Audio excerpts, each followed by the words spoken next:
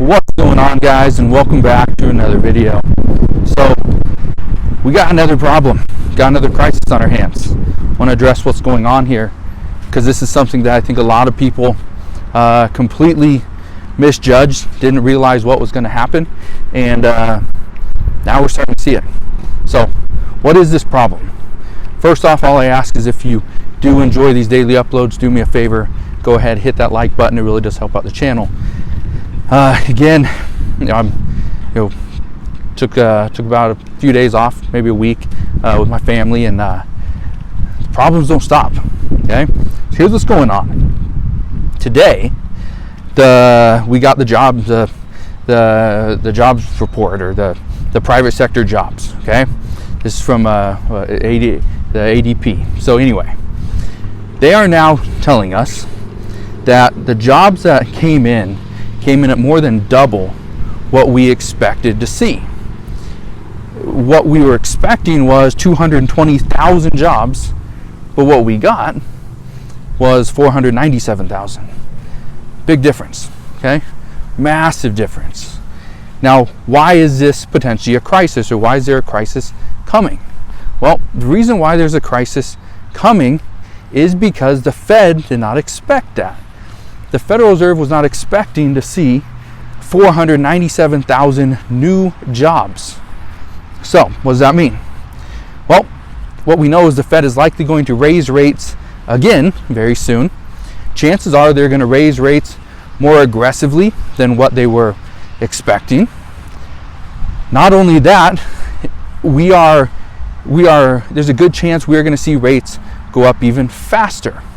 So they're going to go up faster, they're going to go up higher, they're going to continue to go up. Okay? That's an issue. That's a major problem. But why?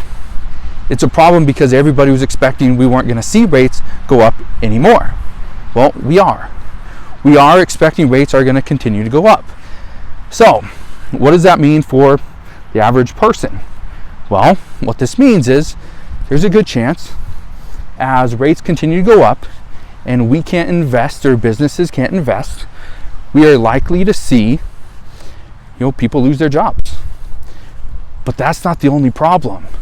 The other problem that came out today is that we now know wages are going up more than 3 times what the Federal Reserve is pretty much hoping for, that 2%. And what I mean by that is we saw wages are now increased by 6.4%. You're probably thinking, well, that's good, right? That should be good news that we are seeing wages go up. Now we can actually afford things. Now we can buy the stuff that we couldn't afford before.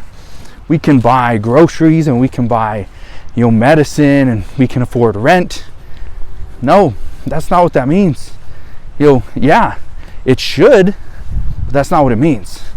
When wages go up, it means there's more upward pressure on inflation. And if we have more upward pressure on inflation, guess what? Inflation's going to go up.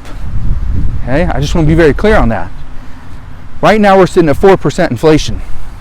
Okay, that's year over year. The problem is everybody's hoping that real estate is what comes down. I don't think it is. And the reason I say I don't think it is because why?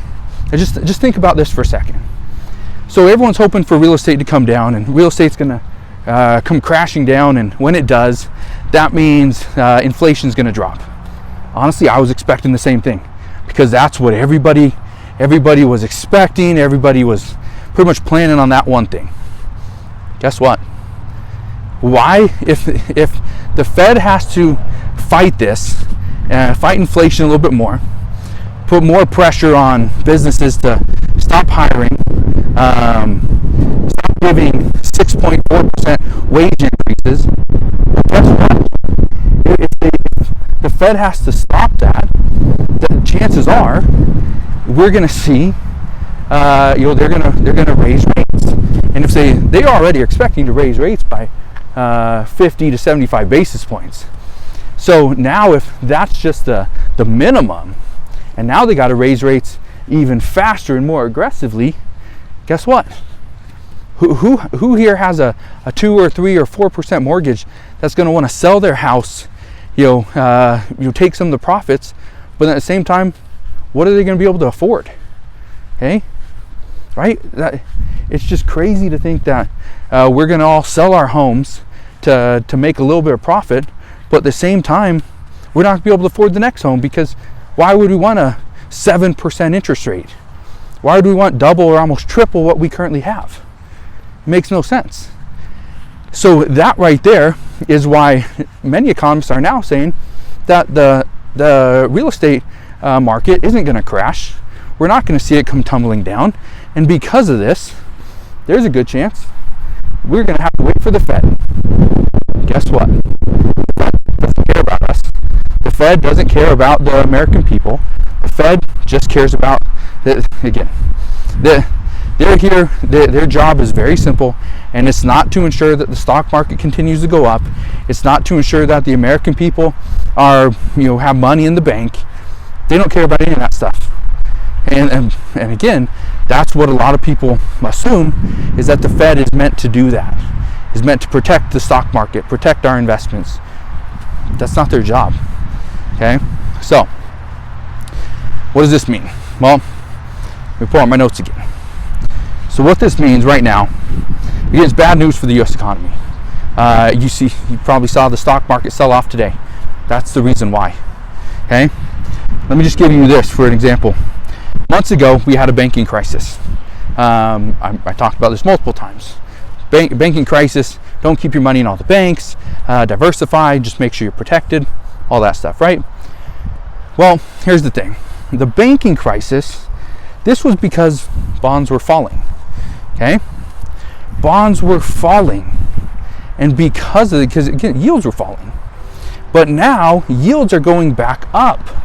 And so, like I just talked about, the Fed isn't worried about the stock market, but just to give you an idea, a six month bond, okay, the yields on the 6 month, 5.5% today, okay? You can get it 5.5%. Why would you invest your money into some dividend stock? It doesn't matter which one. Why would you invest your money into a dividend stock when at the same time you can invest your money into the U.S. government, into a bond that's paying 5.5%, and you're almost guaranteed, unless the U.S. government just defaults, which I don't see it happening, but if they did, you're almost guaranteed you're going to make some money. So why wouldn't you just invest into that? That's where we're at this point. Okay? So what does this mean? Well, for one, it means the U.S., the Federal Reserve messed up. They completely messed up, and now they're going to try to fix things. They're going to fix the issues that they just caused. It's not going to happen soon enough. It's going to take some time. And if they want to do it immediately, they could, but guess what? That is going to be painful, okay? Extremely painful. We're hoping that we can, avoid a recession. It was looking likely there for a little bit, but now, I'm not so sure. We were also hoping that, we could, kind of come into this as a soft landing. Now, I don't think it's going to happen. I think there's going to be so much pain in the market here pretty soon. I think rates on credit cards going to go up.